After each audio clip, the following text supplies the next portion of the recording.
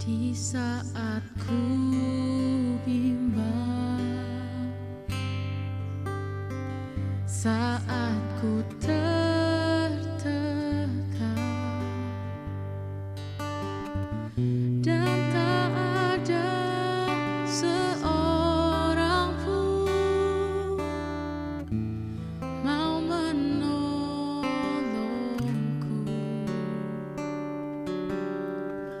Padamu ya Tuhan, mataku memandang, sebab pertolongan bagiku hanya darimu.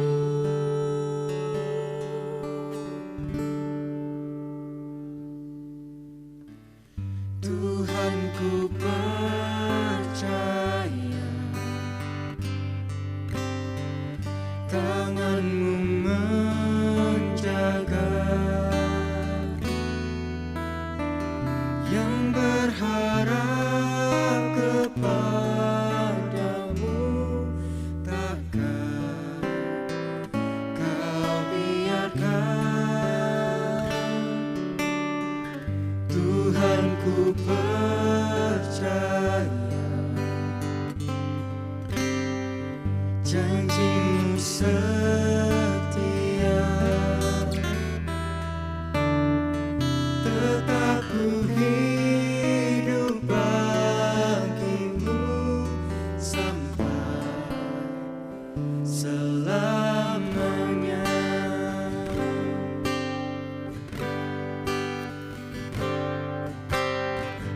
Di saat ku bimbang,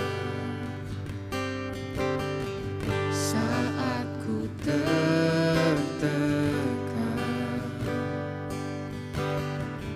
dan tak ada seorang pun mau menolongku. Padamu ya Tuhan, mataku memandang,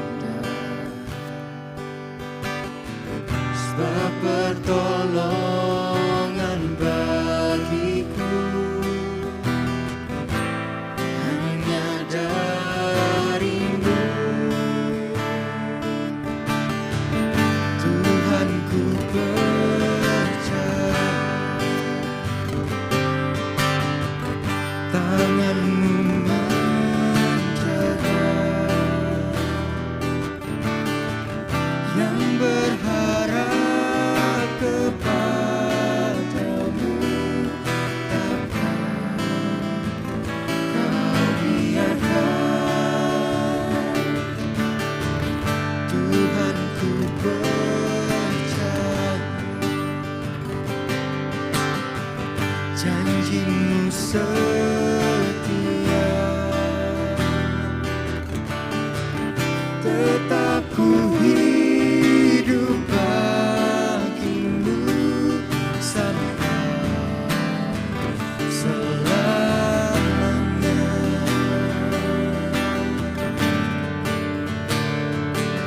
Sampai selamanya.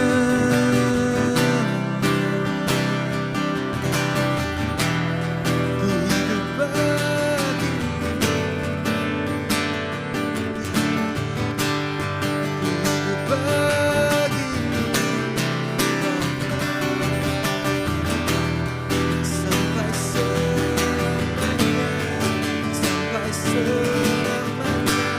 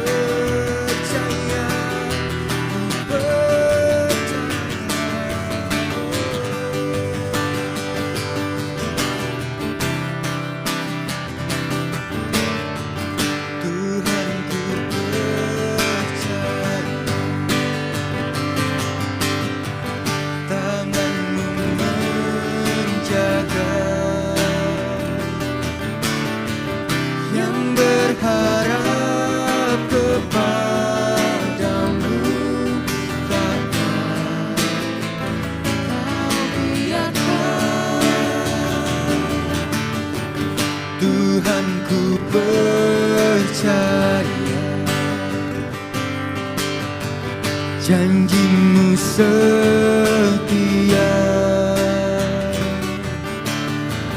Tetap ku hidup bagimu sampai selamanya. Tetap ku hidup bagimu sampai selamanya. Tetap ku hidup bagimu sampai selamanya.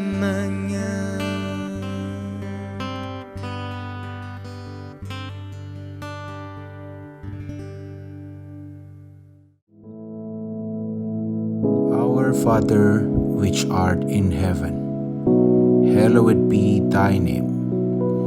Thy kingdom come, thy will be done in earth as it is in heaven. Give us this day our daily bread, and forgive us our debts, as we forgive our debtors. And lead us not into temptation, but deliver us from evil.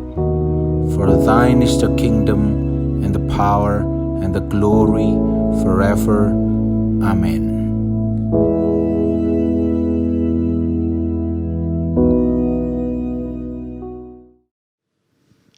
Shalom, selamat pagi jemaat Tuhan. Hari ini kembali kita akan merenungkan firman Tuhan.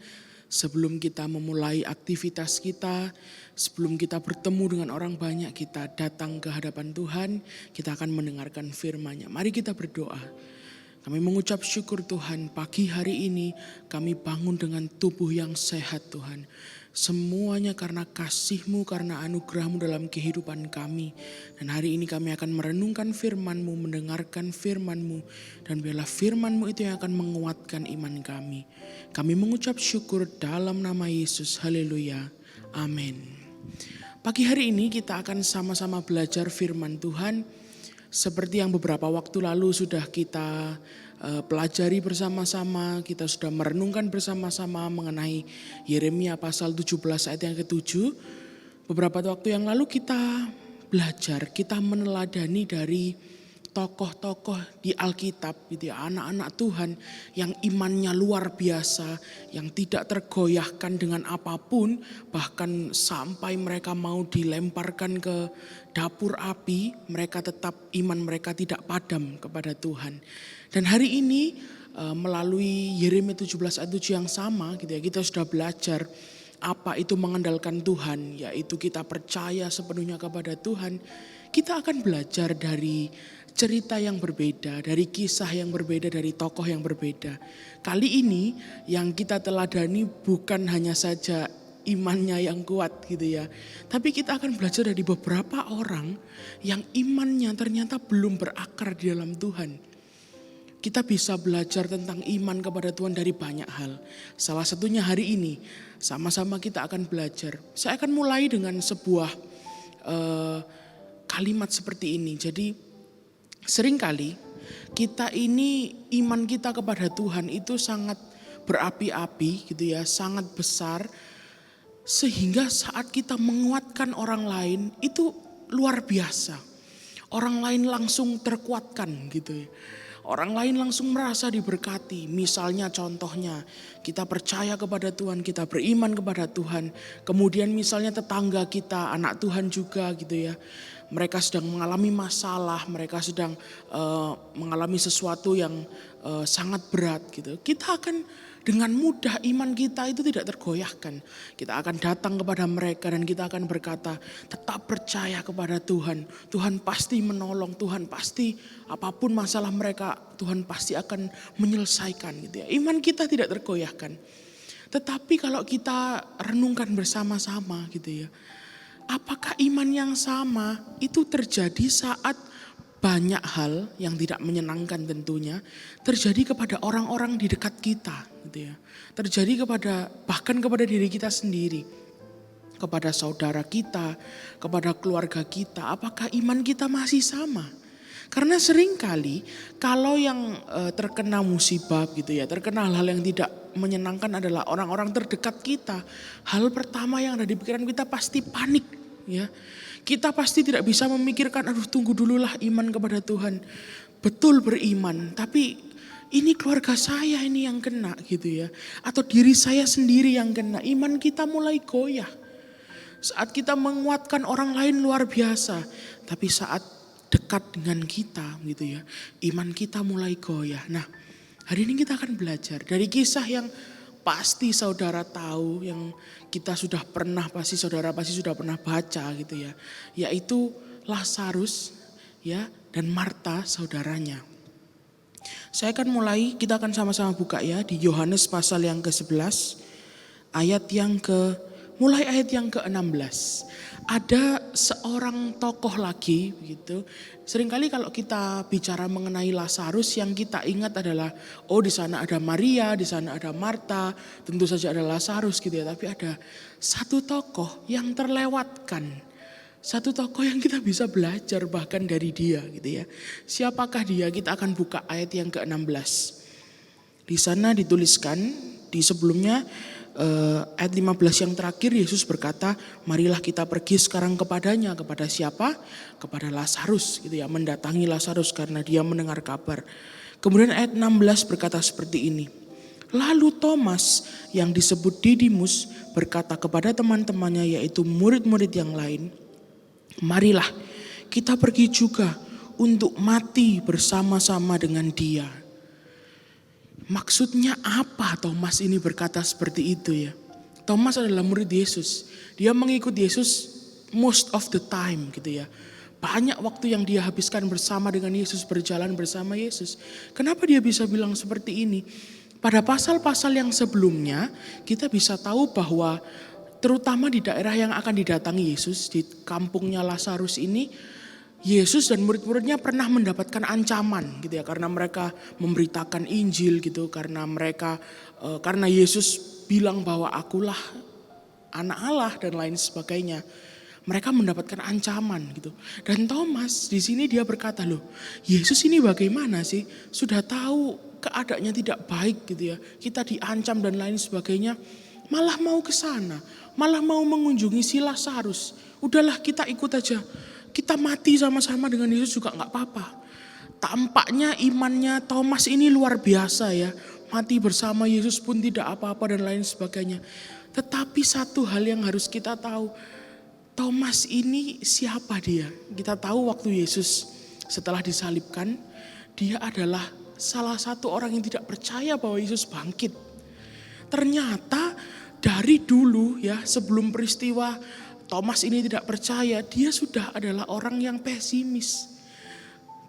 Dia tuh berjalan bersama dengan Yesus, tapi dia masih tidak percaya akan keajaiban yang dilakukan oleh Yesus.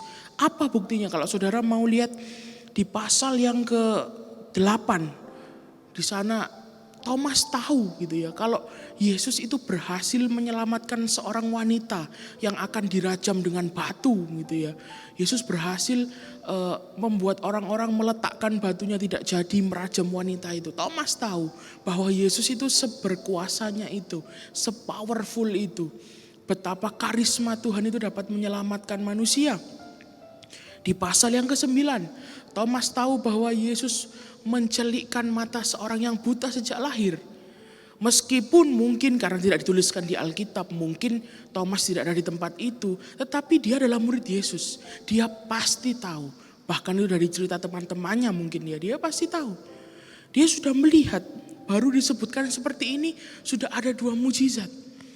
Dan yang paling luar biasanya di pasal yang ke-10, di ayat yang ke-39, Thomas juga tahu. Dikatakan seperti ini, sekali lagi mereka mencoba menangkap dia, tetapi ia luput dari tangan mereka. Thomas tahu bahwa meskipun Tuhan ini, Yesus ini, dia diancam, dia mau dirajam dengan batu dan lain sebagainya. Tuhan selalu luput. Dia tidak pernah mendapatkan rajaman batu sama sekali gitu. Thomas tahu, Thomas berjalan dengan Yesus, tetapi dia masih tidak percaya bahwa Tuhan akan meluputkan mereka. Bahwa Tuhan akan membuat segalanya menjadi baik. Bahkan saat peristiwa ini terjadi, mereka sedang berjalan akan melakukan sebuah kebaikan.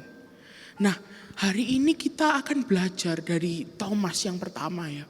Kita akan belajar bahwa mungkin kita merasa kita dekat dengan Tuhan. Kita berjalan dengan Tuhan, kita ini murid Tuhan, kita mengaku kita murid Tuhan. Dan yang lebih parah lagi, kita sudah sering melihat mujizat yang dilakukan oleh Tuhan. Kita sudah sangat sering menyaksikan bukan hanya diri kita sendiri ya, orang-orang di sekitar kita mendapatkan mujizat, Tuhan berkuasa. Tapi sering kali kita masih tidak percaya. Nah, selain Thomas kita bisa belajar dari seorang tokoh lagi. Kita akan buka di pasal yang sama. Kali ini mulai ayat yang ke-20 gitu ya. Dikatakan di sana ketika Marta mendengar bahwa Yesus datang, ia pergi mendapatkannya, tetapi Maria tinggal di rumah. Ayat 21. Maka kata Marta kepada Yesus, Tuhan, sekiranya engkau ada di sini, saudaraku pasti tidak mati. 22, tetapi sekarang pun aku tahu bahwa Allah akan memberikan kepadamu segala sesuatu yang engkau minta kepadanya. Kata Yesus kepada Marta, saudaramu akan bangkit. Ayat 24 kita perhatikan, Marta berkata apa? Kata Marta kepadanya, aku tahu bahwa ia akan bangkit pada waktu orang-orang bangkit pada akhir zaman. 25, jawab Yesus, akulah kebangkitan dan hidup. Barang siapa percaya kepadaku, ia akan hidup walaupun ia sudah mati. Dan setiap orang yang hidup dan yang percaya kepadaku tidak akan mati selama-lamanya. Percayakah engkau akan hal ini? Jawab Marta, ya Tuhan, aku percaya bahwa engkaulah Mesias, anak Allah, dia yang akan datang ke dalam dunia. Kita berhenti di sini dulu sebentar. Seorang Marta gitu ya. Kita tahu Marta terkenal dengan kisah apa? Kita tahu Marta ini terkenal dengan kisah dia jarang mendengarkan firman Tuhan karena dia sibuk sendiri ya. Kita sudah bahas di pertemuan yang sebelumnya. Dia adalah orang yang jarang mendengar firman Tuhan. Tetapi dia dekat dengan Tuhan sehingga dia tahu firman Tuhan. Dia tadi berkata bahwa aku tahu siapa engkau. Bahwa saat engkau meminta maka Allah akan mengabulkan. Dia tahu siapa Yesus. Dan ditanya di akhir tadi yang kita baca sebelumnya ya. Ditanya, kamu percaya enggak sama aku gitu. Marta bilang, oh aku percaya karena aku tahu siapa engkau. Aku percaya, sama seperti kita ya. Seringkali kita ini mengenal Yesus gitu ya. Terus kita berkata, oh aku percaya siapa Yesus. Aku tahu Yesus itu siapa. Aku percaya dia mampu melakukan hal-hal yang besar. Nah tapi kita lihat selanjutnya ya. Di ayat yang ke-38. Saat Yesus akan melakukan mujizat itu. Dikatakan seperti ini, maka masygulah pula hati Yesus, lalu ia pergi ke kubur itu. Kubur itu adalah sebuah gua yang ditutup dengan batu. Kata Yesus, angkat batu itu. Perhatikan di sini, Marta, saudara yang meninggal itu, saudara Lazarus berkata kepadanya, Tuhan, ia sudah berbau, sudah 4 hari ia mati. Dan di ayat yang ke-40 kita tahu, Yesus benar-benar mengajari Marta sesuatu ya. Dia berkata seperti ini dengan tegas. Jawab Yesus, bukankah sudah kukatakan kepadamu, jikalau engkau percaya engkau akan melihat kemuliaan Allah. Dari sini kita tahu sesuatu ya. Marta tadi berkata bahwa dia percaya. Dia kenal Yesus sudah lama, sudah dekat dengan Yesus. Dia tahu siapa dia. Tetapi waktu Tuhan mau melakukan mujizat, waktu Tuhan mau melakukan sesuatu, dia masih saja tidak percaya. Seringkali kita seperti itu. Kita merasa, sudahlah aku ini anak Tuhan sudah lama. Aku dekat dengan Tuhan. Aku tahu siapa Yesus. Aku tahu perbuatannya yang ajaib. Aku tahu dia tidak akan meninggalkan aku. Tetapi saat Tuhan mau melakukan sesuatu yang hebat dalam kehidupan kita, kita cuma disuruh angkat batu itu. Kita cuma disuruh melakukan sesuatu yang kecil. Apa artinya mengangkat batu itu? Melakukan sebuah tindakan iman. Kita nggak bisa diam saja. Kita harus melakukan sesuatu. Apa yang Tuhan suruh dalam kehidupan kita. Kalau kita ingin masalah kita selesai, kita harus melakukan sebuah tindakan iman. Saat kita disuruh untuk melakukan sebuah tindakan iman, kita berkata apa? Kayaknya nggak mungkin ini. Mayatnya sudah berbau. Masalahnya sudah terlalu lama. Masalahnya sudah terlalu berat. Tidak mungkin ini akan terselesaikan, tidak mungkin ini akan beres masalah ini. Kalau kita konversikan dalam saat ini ya, kita bersama-sama dalam keadaan yang aneh ini ya, dalam sebuah masa yang tidak pernah kita alami sebelumnya gitu. Saat kita melihat kenyataan, misalnya saudara kita gitu ya, atau kita sendiri gitu ya, misalnya saturasi oksigennya udah gak masuk akal. Tuhan cuma suruh kita berdoa, perkatakan perkataan iman, percaya kepada Tuhan, tapi kita seringkali kita masih tidak percaya. Kita masih meragukan.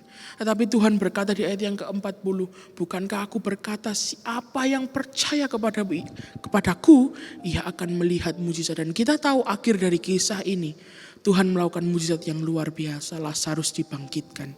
Dan Marta melihat itu dengan matanya sendiri. Jangan sampai hari ini kita seperti Thomas ataupun kita seperti Marta. Orang yang sangat dekat dengan Yesus, orang yang melihat mujizat Yesus setiap hari, yang berjalan bersama dengan Yesus tapi masih tidak percaya akan kuasanya, akan mujizatnya. Mereka masih tidak percaya. Hari ini kita belajar, bukan hanya kita belajar dari orang yang iman-imannya sudah kuat di dalam Tuhan, tetapi kita belajar supaya kita tidak jadi seperti mereka. Dan saya yakin dan percaya Thomas dan Marta, mereka saat mereka berjalan bersama Tuhan, mereka mengalami pertumbuhan yang luar biasa. Saya percaya juga mungkin saudara di rumah merasa, wah kok saya sepertinya seperti Thomas ya, atau seperti Marta. Jangan berkecil hati. Saat kita berjalan, kita bertumbuh di dalam iman, kita akan mengalami banyak hal. Tapi Tuhan beserta dengan kita. Dan selanjutnya kita juga tahu bahwa bagaimana caranya kita ini percaya sepenuhnya kepada Tuhan. Seperti yang sudah kita bahas sebelumnya. Orang yang percaya kepada seseorang yang lain adalah orang yang mengenal orang itu. Orang yang punya hubungan yang erat. Dalam Efesus yang pertama pasal yang ke-17 ya. Efesus pasal 1 ayat yang ke-17 ya. Efesus 1 ayat 17 dikatakan seperti ini. Dan meminta kepada Allah Tuhan Yesus Kristus yaitu Bapa yang mulia itu, supaya ia memberikan kepadamu roh hikmat dan wahyu untuk mengenal Dia dengan benar. 18. Dan supaya ia menjadikan mata hatimu terang, agar kamu mengerti pengharapan apakah yang terkandung dalam panggilannya, betapa kayanya kemuliaan bagian yang ditentukannya bagi orang-orang kudus, dan betapa hebat kuasanya bagi kita yang percaya sesuai dengan kekuatan kuasanya. Hari ini kita mau minta kepada Tuhan pagi hari ini sebelum kita melakukan segala sesuatu. Atau mungkin saudara menyaksikan tayangan ini di tengah hari, tidak masalah gitu ya. Hari ini kita akan belajar bahwa kalau kita mau percaya kepada Tuhan, kita harus mengenal Dia lebih dalam. Dikatakan di Efesus ini, saat kita mengenal Tuhan, saat Tuhan memberikan hikmat dan wahyu kepada kita supaya kita mengenal Dia, kita bisa percaya kepada Tuhan. Dan saat kita percaya, kita bisa melihat betapa hebatnya kuasa Tuhan. Hari ini putuskan dalam kehidupan kita untuk tetap percaya. Walaupun kanan kiri kita melihat banyak berita sedih, orang-orang terdekat kita, ataupun secara finansial kita sedang terhambat, kesehatan kita dan lain sebagainya, tetap percaya kepada Tuhan. Bukan percaya yang pasrah, tetapi percaya yang positif, percaya yang benar bahwa Tuhan akan menyelesaikannya bagi kita. Mari kita berdoa. Bapa, kami mengucap syukur. Hari ini Tuhan Engkau berfirman bagi kami. Untuk kami tidak akan pernah melepaskan kepercayaan kami kepada Engkau. Dan hari ini kami putuskan Tuhan, kami tetap akan memegang tangan-Mu. Kami tidak akan meninggalkan Engkau. Dan kami percaya kepada firman-Mu. Dan kami percaya keadaan kami tidak akan seperti ini sampai selama-lamanya. Tapi kami percaya keadaan kami akan berubah menjadi lebih baik. Karena kami punya Allah yang baik. Kami mengucap syukur Tuhan. Dan kami sangat bangga memiliki Allah seperti-Mu. Hanya di dalam nama Yesus, haleluya. Amin.